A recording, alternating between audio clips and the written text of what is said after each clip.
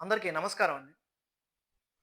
Karnataka IT శాఖ మంత్రి ప్రియాంక ఖర్గేకి, ఆంధ్రప్రదేశ్ రాష్ట్ర ఐటీ శాఖ మంత్రి నారా లోకేష్ మధ్య మాటల యుద్ధం జరుగుతుందా? ఎందుకు రోడ్లు గుంతల నుంచి మొదలైన ఈ వ్యవహారం విశాఖకు డేటా సెంటర్ రావటంపై కూడా ఈ మాటల యుద్ధం ఇంకా కొనసాగుతూనే ఉంది. ఐటీ రంగంలో టాప్ 5 స్టేట్స్ అంటే మనకి బెంగుళూరు, చెన్నై, హైదరాబాద్, ముంబై, ఢిల్లీ వస్తాయి. వీటన్నిటిని కాదని గూగుల్ డేటా సెంటర్ వైజాగ్ రావటం ఏంటి? దీని వెనుకున్న కథేమిటి? అనే విషయాలు పై నిన్న కర్ణాటక ఐటీ శాఖ మంత్రి ప్రియాంక ఖర్గే స్పందించారు. అక్కడ ప్రతిపక్ష పార్టీ అయిన జేడీఎస్ కర్ణాటక రాష్ట్రం అవలంబిస్తున్న విధానాల వల్లనే గూగుల్ డేటా సెంటర్ వైజాగ్ వెళ్ళింది. ఇక్కడ కాంగ్రెస్ ప్రభుత్వం సరైన విధానం లేదు అని జేడీఎస్ విమర్శించింది. దీనికి స్పందించిన ఆ రాష్ట్ర ఐటీ శాఖ మంత్రి ప్రియాంక ఖర్గే, అందరూ డేటా సెంటర్ వైజాగ్‌కి వెళ్ళింది, ఆంధ్రప్రదేశ్‌కి వెళ్ళింది అంటున్నారు కానీ, దాని వెనకున్న కారణాలు తెలీదు ఎవరికీ. మీకు ఆ ఒక్క విషయమే కనిపిస్తుంది. ఆ రాష్ట్ర ప్రభుత్వం భారీగా ప్రోత్సాహకాలు ఇచ్చింది. దాదాపు 22,000 కోట్లు ప్రోత్సాహకాలు ఆ రాష్ట్ర ప్రభుత్వం గూగుల్ డేటా సెంటర్‌కి కల్పించింది. 100% ఎస్‌జీ, ఎస్టీలో మినహాయింపు ఇచ్చింది. 100% ట్రాన్స్మిషన్ ఉచితంగా కల్పిస్తుంది. ఇన్ని సౌకర్యాలు కల్పించి ఈ కర్ణాటక రాష్ట్రాన్ని అప్పుల పాలు చేయటం మాకు ఇష్టం లేదు. ఒకవేళ తీసుకొచ్చినా సరే ఇన్ని వేల కోట్లు ప్రోత్సాహకాలు వాళ్ళకి ఇవ్వటం అవసరమా అని మళ్ళీ మీరే ప్రశ్నిస్తారు అంటూ ఆయన స్పందించారు.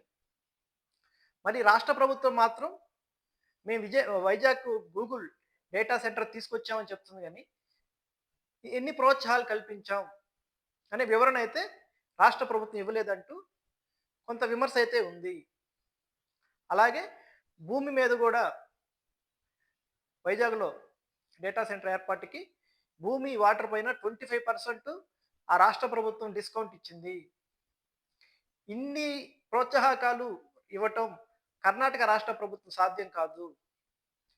ఇచ్చి అప్పుల పాలు చేయలేము రాష్ట్రాన్ని అంటూ ఆయన స్పందించారు. దీనికి నారా లోకేష్ కూడా స్పందిస్తూ,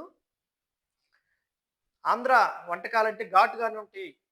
అలానే ఈ రాష్ట్రంలో వచ్చిన పెట్టుబడులు కూడా ఘాటు పక్క రాష్ట్రానికి తగులుతుంది అంటూ ఆయన సోషల్ మీడియాలో ఈ వివాదాన్ని కొంచెం రేపారు.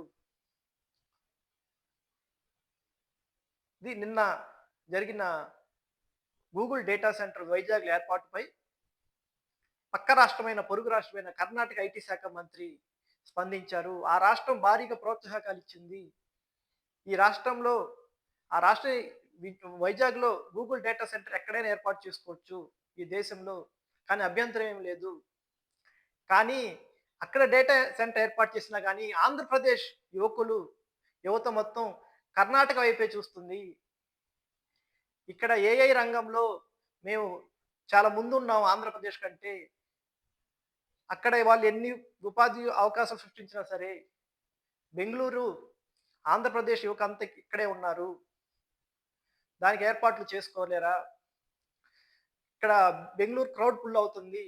దీనికి కారణం ఆంధ్రప్రదేశ్ నుంచి వచ్చిన యువకులే అంటూ ఆయన లోకేష్‌ని ఉద్దేశించి ఒక విమర్శ చేశారు. ఎవరైనా ఎక్కడైనా ఏర్పాటు చేసుకోవచ్చు. కానీ ఇన్ని ప్రోత్సాహకాలైతే కర్ణాటక రాష్ట్ర ప్రభుత్వం కల్పించలేదు అంటూ చెప్పారు. ఇక్కడ రాష్ట్ర ప్రభుత్వం కూడా గూగుల్ డేటా సెంటర్ వచ్చిందంటుంది కానీ, మనం ఈ రాష్ట్ర ప్రభుత్వం వాళ్ళకి కేటాయించిన ప్రోత్సాహకాలేమిటి అనేది ఒక శ్వేతపత్రం విడుదల చేయాలంటూ ప్రతిపక్షాల నుంచి డిమాండ్‌లు వినిపిస్తున్నాయి.